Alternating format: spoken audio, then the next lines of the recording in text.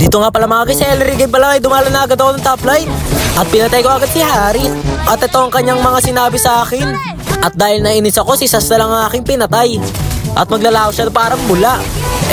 Baka Warmers yarn. At dito yung Sas, napakaswerte talaga to. Ano siguro niya, birthday niya siguro guys, no? At dahil nakita ko si Moskov na sa taas, inultihan niya si Sas at ayun, tumama, 3 points. At dito inulit ko na naman kay Harit yung ginawa ko sa kanya. At nagsama pa talaga siya ng rugby. At silang dalawa ay mapapanaw na. Baka Warmers yarn. At dito mga guys, nag-strike kaibol ako dito sa my line. At kahit walang ulti, papatayin ko pa rin si Sas. Siyempre ako lamang nakagawa ng mga ganito, ay kahit si King Jasper hindi kaya gawin yan eh. At dito naramdaman ko nagre-red blap si Ling. Kaya pinuntaan ko si Ling.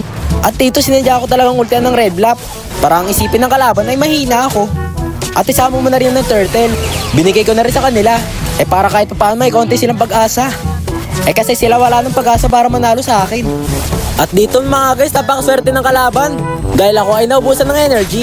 At dito sinadya ko na magpapatay dito para mas mukha akong mahina sa kanila. At dito napakakulit ng dalawang to. Kikitilin ko na ng buhay ni Ruby. At gagawin ko na naman siyang rugby. At si Harry tayo pa talaga umuwi. Ang akala niya kakayanin niya ako sa 1x1. Ngunit siya ay namatay. At grabe dito mga guys. Habang umuwi ako dito, ang kulit ng Sas. Kaya ang sabi ko sa sarili ko ay babalikan kita. At ito na nga mga guys, binalikan ko na siya. Gamit ang strike cable ko papuntang bout line. At ayun, naglaon na naman siya na parang bula. Baka Warmers yarn. At dito mga guys, ay panoorin nyo na lang hanggang dulo kung ano nga ba mangyayari sa labang ito. At kung sino nga ba mananalo sa labang ito. Ang bonus round na mga kalaban o ang si Warmers na bida.